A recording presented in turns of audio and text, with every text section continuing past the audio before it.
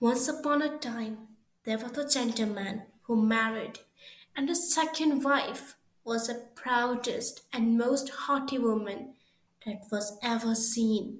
She had two daughters of her own, Anastasia and Drizella, who were indeed exactly like her in all things. The gentleman had also a young daughter, Ella, who was of rare goodness and sweetness of temper, which she took from her mother, who was the best person in the world. The wedding was scarcely over when the stepmother's bad temper began to show itself. She could not bear the goodness of Ella because it made her own daughters appear terrible. The stepmother gave Ella all the household works to do. Ella had to do the dishes, tables, scrub the floors, and clean out the bedrooms. The poor girl had to sleep in the attic upon a straw bed which kept her cold, while her sisters lay in fine rooms upon beds so comfortable and warm. They also had mirrors so large that they could see themselves at their full length. But Ella bore it all patiently. When she had done her work, Ella used to go into the chimney corner and sit down among the cinders. Hence, she was called Cinder Girl. Grisella, who was the younger sister, she was not so rude and cruel as her elder sister Anastasia, and thus called her Cinderella. However, Cinderella, in spite of her poor dresses, was 100 times more beautiful than her stepsisters, though they were always richly dressed. It happened that the king's son gave a ball and invited to it all people of importance. Our young misses were also invited, for they were very popular and rich in the village. They were highly delighted with the invitation and wonderfully busied themselves in choosing the gowns, petticoats, and headdresses which might best look upon them. This made Cinderella's work still harder, for it was she who ironed her stepsister's clothes. They talked all day long of nothing but how they should be dressed. For my part, said Anastasia, I will wear my red velvet suit with French trimmings. And I, said Drusilla, shall wear my usual skirt, but then to make it better, I will put on my gold flowered cloak and my diamond necklace, which is far from being the most ordinary one in the entire world. They sent for the best hairdressers they could get to dress their hairs in the most stylish ways and bought blushes for their cheeks. Cinderella was consulted in all these matters, for she had good taste. She advised them always for the best and even offered to help them dress their hair, which they were very willing she should do. As she was doing this, they said to her, Cinderella, would you not be glad to go to the ball? Young ladies, she said, you only jeer at me. It is not for such as I am to go there. You are right, they replied. People would love to see a cinder girl at a ball. Anyone but Cinderella would have dressed their hair badly, but she was good natured and thus did her best. They were almost 2 days without eating, so much were they enjoy. They broke above a dozen laces in trying to lace themselves thin, and they always were looking at themselves in the mirrors. At last, the happy day came. They went to court, and Cinderella followed them with her eyes as long as she could. And when she had lost sight of them, she fell a crying. Her godmother, who saw her all in tears, asked her what was the matter. I wish I could. I wish I could. But she could not finish for sobbing. Her godmother, who was a fairy, said to her, "You wish you could go to the ball, is it not so?" "Alas, yes," said Cinderella, sighing. "Well," said her godmother, "be but a good girl, and I will see that you go." Then she took her into her bedroom and said to her, "Run into the garden and bring me a pumpkin." Cinderella went at once to gather the finest she could get and brought it to her godmother, not being able to imagine how this pumpkin could help her to go to the ball. Her godmother scooped out all the inside of it, leaving nothing but the outer layer.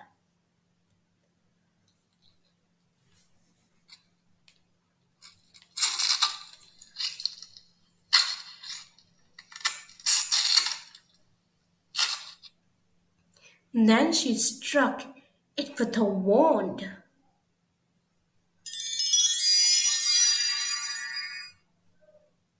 and the pumpkin was instantly turned into a fine gilded coach. She then went to look into the mouse trap, where she found six mice, all alive.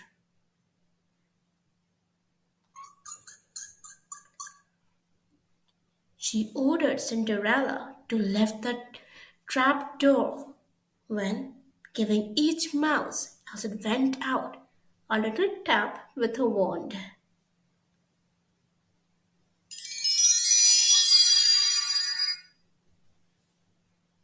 It was that moment turned into a fine horse. The six mice made a fine set of six horses of a beautiful mouse colored gray.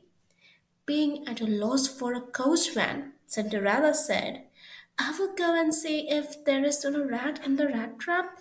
We may make a coachman of him." "You are right," replied her godmother. "Go and look." Cinderella brought a rat trap to her, and in it there were three huge rats.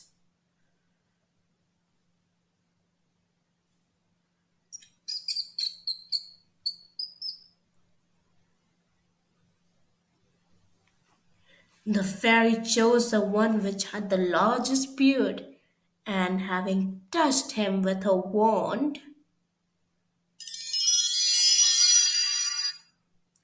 he was turned into a fat coachman with the finest moustache and whiskers ever seen. After that, she said to her, "Go into the garden, and you will find six lizards behind the watering pot. Bring them to me." She had no sooner done so than her godmother turned them into six footmen, who skipped up immediately behind the coach with the uniforms all lined with gold and silver, and they stood like they were coachmen all their lives. The fairy then said to Cinderella, "Well, you see, here is a carriage fit to go to the ball. Are you not pleased with it?" "Oh, yes," she cried. "But must I go as I am in these rags?" Her godmother simply touched her with her wand,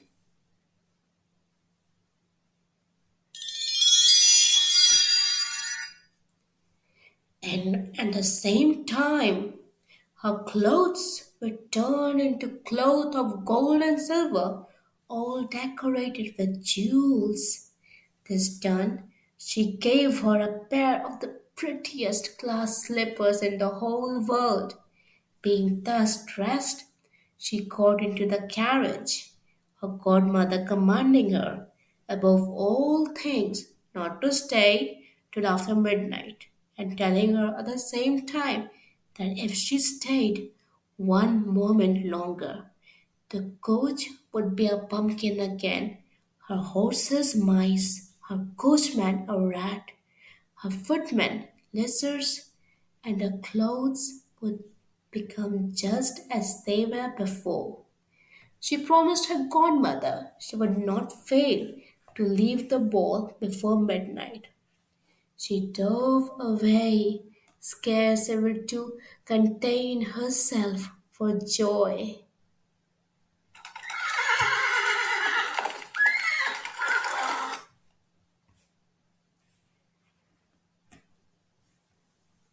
The king's son was told that a great princess, whom nobody knew, was come, and he ran out to receive her. He gave her his hand as she stepped down the coach and led her into the hall where everyone was assembled. Everyone was in silence. Everyone left off dancing and the violins stopped to play. So attracted was everyone by her beauty. Nobody was then heard but a confused sound of voices saying, "How beautiful she is!" The king himself, old as he was, could not keep his eyes off her, and he told his queen under his breath that it was a long time since he had seen a lady that beautiful. All the ladies were busy looking at her clothes and decided that the next day they were going to wear something like that, only if they could get materials that good. The king's son took her to a seat of honor and afterwards took her out to dance with him. She danced so very gracefully that they all admired her more and more. A fine supper was served, but the young prince ate nothing. So much he was in infatuation with her. She went and sat down beside her stepsisters, showing them very good manners and giving them some of the oranges and other fruits which the prince gave her. This came as very a big surprise to her stepsisters because they thought that she did not know them. Cinderella then heard the clock strike a quarter to 12. She at once said goodbyes and ran as fast as she could.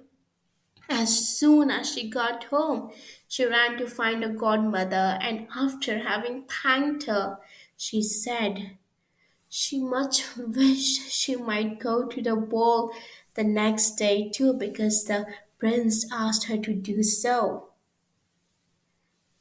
As she was eagerly telling her godmother all that happened at the ball, her two sisters knocked at the door. Cinderella opened it. "How long have you stayed?" said she, yawning, rubbing her eyes, and stretching herself as if she had been just awakened. She had not, however, had any desire to sleep since they went from home. "If you had been at the ball," said Anastasia, "you would not have been tired with it. There came the finest princess, the most beautiful ever. She, she was so good and kind to us, and also gave us her fruits. Cinderella did not show any pleasure at this. Indeed, she asked them the name of the princess, but they told her they did not know it, and that the king's son was very much concerned and would give up everything he had just to know who she was.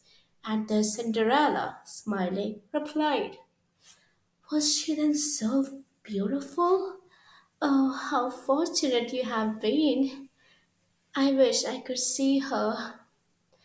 Um, okay, so Anastasia, can you lend me your yellow clothes that you wear every day? What? Said Anastasia. Lend my clothes to such a dirty cinder girl as you? I should be out of my mind to do so. Cinderella, indeed, expected such an answer and was very glad of the refusal, for she would have been sadly troubled if her sister had lent her what she jokingly asked for. The next day, the two sisters went to the ball, and so did Cinderella. But this time, she dressed her more magnificently than before. The prince was always by her side, and his pretty speeches to her never stopped. He admired her very greatly. These these annoyed the young ladies. They wanted the attention of the prince, but his attention was only occupied by Cinderella. Indeed, in all this, Cinderella forgot her godmother's order to her, so that she heard the clock begin to strike 12. When she thought it could not be more than 11, she then rose and fled away as fast as she could.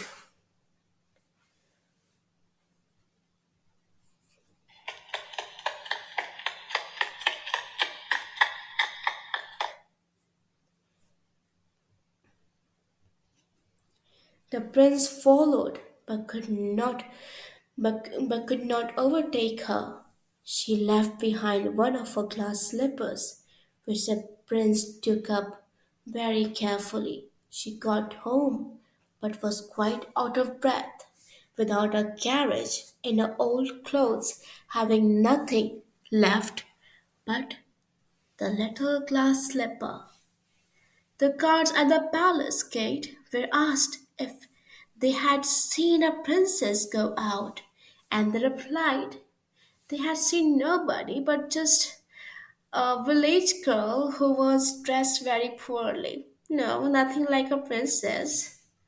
When the two sisters returned from the ball, Cinderella asked them if they had a pleasant time and if the fine princess had been there. They told her yes, but they were angry that the prince was only occupied with her and he only danced with her, and they said that the princess ran away as the clock struck 12, and in her haste she dropped one of her little glass slippers, which was the prettiest in the world, and which the prince took up. They said further that he had done nothing but look for her all the time, and that very much he was in love with that princess. What they said was true. For a few days after, the prince proclaimed by sound of trumpet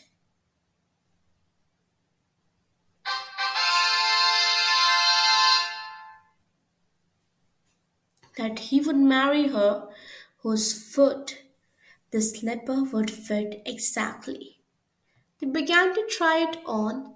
the princesses, and then on the duchesses, and then on the ladies of the court, but in vain.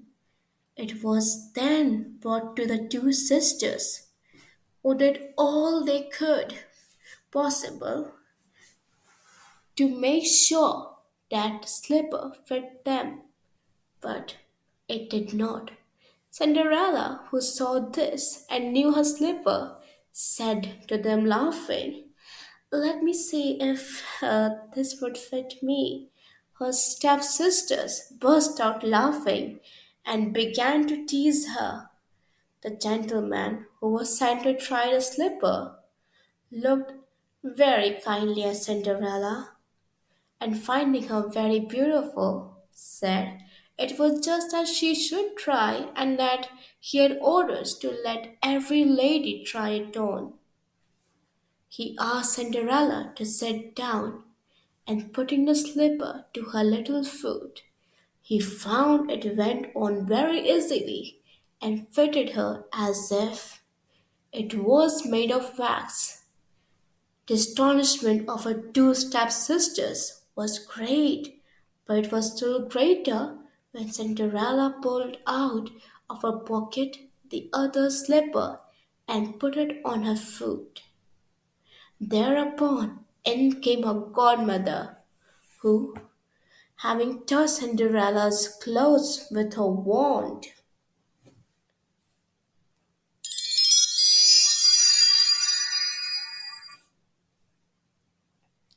made them more magnificent than she had worn before, and now her stepsisters found her that indeed Cinderella was the beautiful princess they had seen at the ball.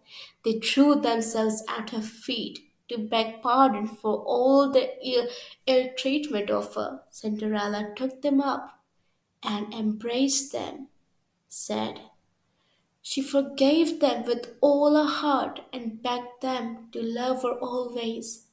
She was then taken to her prince, dressed as she was. He thought that she looked even more beautiful, and after a few days she was married to her prince, and they lived happily ever after.